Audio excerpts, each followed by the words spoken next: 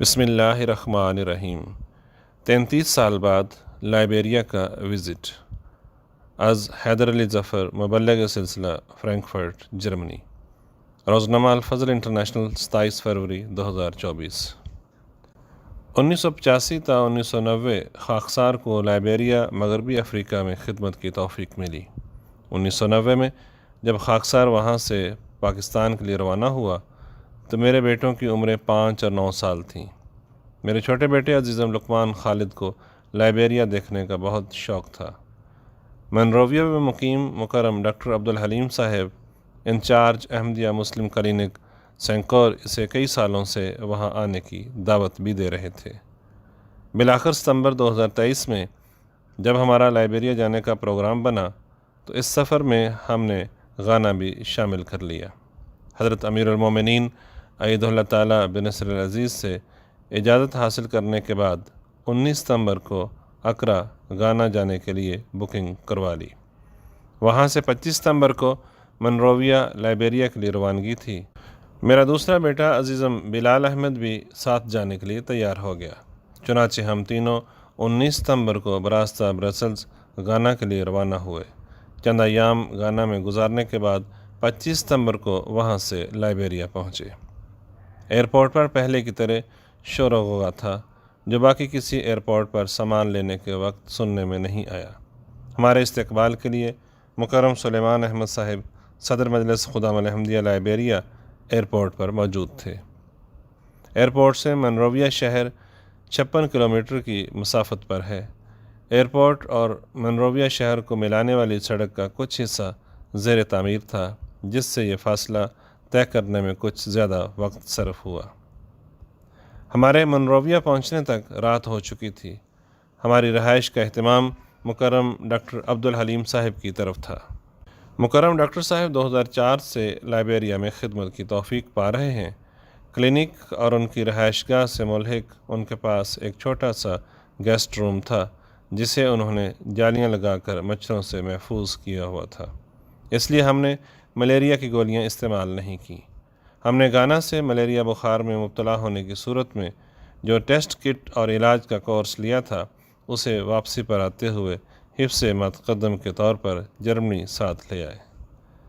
قبل ازیں خاکسار نے ذکر کیا ہے کہ میں ذاتی طور پر لائبیریا کو وزٹ کرنے کی غرض سے گیا تھا، لیکن جماعت احمدیہ لائبیریا نے ہمارے لیے ایک نہایت ہی مصروف کن شیڈول تیار کر رکھا تھا، جس سے گویا ایک طرح سے یہ جماعتی وزٹ ہی محسوس ہونے لگا۔ پروگرام کے مطابق اگلے دن 26 ستمبر کو صبح ہم سینکور سے لنچ اسٹریٹ کے لیے روانہ ہوئے، جہاں مسجد بیت المجیب اور مشن ہاؤس واقع ہیں۔ یہ علاقہ ان ٹاؤن کے نام سے پہچانا جاتا ہے۔ راستے میں دونوں طرف بلند و بالا عمارتیں جو ہوٹل، سپر سٹور اور دیگر شاپنگ سینٹرز پر مشتمل تھیں نظر آتی ہیں۔ یہاں پر زیادہ تر کاروباری مراکز لبنانی اور انڈین لوگوں کی ملکیت ہیں۔ راستے میں یونائٹڈ نیشنز لب سمندر واقع صدارتی محل اور اس کے بالمقابل supreme court temple of justice کی عمارت کی جھلک بھی دیکھنے کو ملی۔ تقریباً 10 منٹ کی مسافت کے بعد ہم احمدیہ مسلم مشن ہاؤس پہنچ گئے۔ یہاں پر مکرم فرخ شبیر لودھی صاحب، مبلغ سلسلہ، نے ہمارا استقبال کیا، مسجد اور مشن ہاؤس کا وزٹ بھی کروایا۔ لائبیریا تقریباً 15 سال خانہ جنگی کا شکار رہا ہے۔ خانہ جنگی کی پہلی لہر میں مشن ہاؤس اور مسجد کو نظر آتش کر دیا گیا تھا، جس سے عمارت کو کافی نقصان پہنچا۔ اثر نو تعمیر شدہ مسجد کی عمارت اسے ملک بھر کی دوسری مساجد سے ممتاز کرتی ہے، جس کی نمایاں خصوصیات پاکستانی طرز تعمیر پر بنائے گئے مینار ہیں۔ مسجد سے متصل ایک خالی پلاٹ بھی اس وقت جماعت احمدیہ لائبیریا کی ملکیت ہے، جو رقبے میں اس سے 3 گنا بڑا ہے۔ بعض معروضی حالات کی وجہ سے مسجد میں فی الوقت واٹر سپلائی کا پانی میسر نہیں تھا۔ مشن ہاؤس کے لیے پانی باہر سے منگوایا جاتا ہے، پھر اس کو بیرل میں محفوظ کر کے عند ضرورت استعمال کیا جاتا ہے۔ مشن ہاؤس میں کچھ وقت گزارنے کے بعد ہم شاہ تاج احمدیہ اسکول دیکھنے کے لیے دوبارہ عازم سفر ہوئے۔ مکرم محمد جونز اینن صاحب، نائب امیر جماعت احمدیہ لائبیریا، ہمارے ہم سفر تھے۔ موصوف جرمن بڑی روانی سے بولتے ہیں۔ انہی ایام میں لائبیریا کے صدارتی انتخاب کے لیے امیدواران اپنی اپنی مہم میں مصروف تھے۔ مختلف سیاسی پارٹیوں کے گروہ جگہ جگہ ریلیاں نکال رہے تھے۔ راستوں کے دونوں جانب امیدواران کے پوسٹرز اور بینرز کی بھرمار تھی۔ شہر میں تجاوزات کی وجہ سے چھوٹی چھوٹی دکانیں بھی جگہ جگہ موجود تھیں، جس سے ٹریفک کی روانی بھی متاثر ہوتی ہے اور بھیڑ میں اضافہ ہو جاتا ہے۔ ہمیں ہدایت تھی کہ گاڑی کے بغیر شہر میں سفر نہیں کرنا، ورنہ پیدل چلنے کی صورت میں کم سے کم ہمارا فون چھینا جا سکتا ہے۔ ہم نے اس ہدایت پر منوعاً عمل کیا اور الحمدللہ سارا سفر کسی بھی ناخوشگوار واقعے سے محفوظ رہا۔ تقریباً 8.5 کلومیٹر سفر طے کرنے کے بعد ہم شاہ تاج احمدیہ ہائی اسکول پہنچے۔ یہاں پر مکرم ناصر احمد کالوں صاحب قائم مقام امیر و مشیر انچارج لائبیریا نے مکرم منصور احمد ناصر صاحب پرنسپل اسکول حاضہ کے ہمراہ ہمارا استقبال کیا۔ مکرم منصور احمد صاحب 1997 سے بطور پرنسپل اس ادارے کی خدمت کی توفیق پا رہے ہیں۔ اسکول کے احاطے میں پرنسپل و نائب پرنسپل کی رہائش کے علاوہ ماؤنٹ سیراڈو کاؤنٹی کے مبلغ کی رہائش بھی موجود ہے، اور ایک بلند و بالا 3 منزلہ مسجد بھی اپنی تکمیل کے آخری مراحل میں ہے۔ اسکول کے آڈیٹوریم میں طلباء کے ساتھ ایک نشست کا بھی اہتمام کیا گیا، جہاں خاکسار کو ان سے مخاطب ہونے کا موقع بھی دیا گیا۔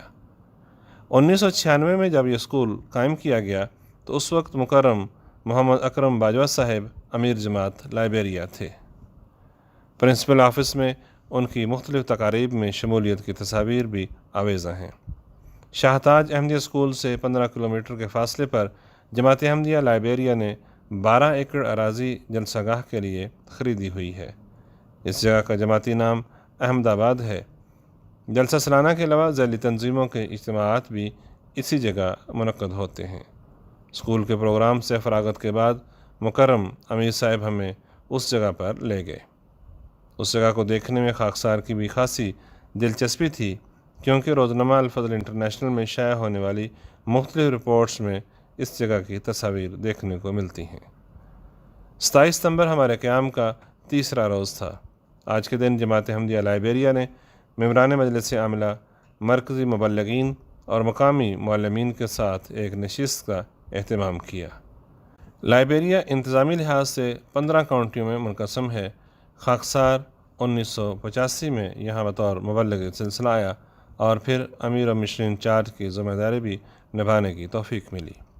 ایک لمبے عرصے تک لائبیریا میں ایک ہی مبلغ تعینات رہے، ایک کے تبادلے کے بعد دوسرے آ جاتے۔ 1990 میں جب خاکسار یہاں سے رخصت ہوا تو 4 مبلغ خدمت کی توفیق پا رہے تھے، جو ثانوی لارگور مانروویا اور وینچاما میں تعینات تھے۔ اس وقت اللہ تعالیٰ کے فضل سے ملک کی 9 کاؤنٹیوں میں ہمارے مشن ہاؤسز قائم ہو چکے ہیں، اور لائبیریا میں 12 مرکزی مبلغین اور 16 مقامی مبلغین خدمت کی توفیق پا رہے ہیں۔ مبلغین کرام کے ساتھ گفتگو میں ان کی کاؤنٹیوں کے حوالے سے تفصیلی تعارف حاصل ہوا۔ خاکسار کی صحت کی وجہ سے منروویا سے باہر سفر کرنا ذرا مشکل تھا، جس کو ملحوظ رکھتے ہوئے جماعت احمدیہ لائبیریا نے ایک ویڈیو پیکج تیار کیا، جس میں تمام کاؤنٹیوں کے مرکزی مشن ہاؤسز، مساجد، کلینکس اور دیگر جماعتی عمارتوں کو یکجا کر دیا۔ اس کو دیکھ کر دل اللہ تعالیٰ کی حمد سے بھر گیا، فالحمدللہ علی ذالک۔ حال ہی میں جرمنی سے مکرم وجیح رانا صاحب واقفزدگی کا تقرر بطور principal Masroor Ahmadiyya high school Tieni Cape Mount County میں ہوا ہے، جو منروویا سے تقریباً 120 کلومیٹر دور ہے۔ ان سے بھی اسی پروگرام میں ملاقات ہوئی۔ اجلاس کے اختتام سے قبل مکرم امیر صاحب نے ایک یادگاری شیلڈ اور روایتی مفلر بھی خاکسار کو پیش کیا، جس پر گریٹنگز فرام لائبیریا پرنٹ کیا گیا تھا۔ نمازوں اور ظہرانے کے بعد ہم شہر کے چند تاریخی مقامات کی سیر کے لیے نکلے، جن میں سے قابل ذکر ڈیکور ہوٹل تھا۔ ہوٹل تو بند تھا، مگر اس ہوٹل کے باہر لائبیریا کے پہلے افریقی صدر مملکت جوزف رابرٹس کا مجسمہ تھا، جو شہر کے سب سے بلند مقام پر نصب تھا۔ اس مجسمے کے نیچے لائبیریا کی آزادی کی جدوجہد، آزادی کے لیے دی جانے والی قربانی، اس کے منشور اور ترقی کے راز کو تصویری زبان میں بیان کیا گیا ہے۔ لائبیریا کا ایئرپورٹ رابرٹس فیلڈ بھی انہی کے نام سے موسوم ہے۔ یہ مجسمہ ڈیکور ہوٹل کے باہر نصب ہے۔ اس بلند و بالا جگہ سے ہوٹل افریقہ بھی دکھائی دیتا ہے، جس کی جماعت احمدیہ لائبیریا کی تاریخ میں ایک نمایاں حیثیت ہے۔ 1988 میں سیدنا حضرت خلیفۃ المسیح الرابع رحمہ اللہ تعالیٰ نے اپنے دورے کے دوران اس ہوٹل کو شرف قیام بخشا۔ بدقسمتی سے خانہ جنگی کے دوران ان دونوں عمارتوں کو ناقابل تلافی نقصان پہنچا۔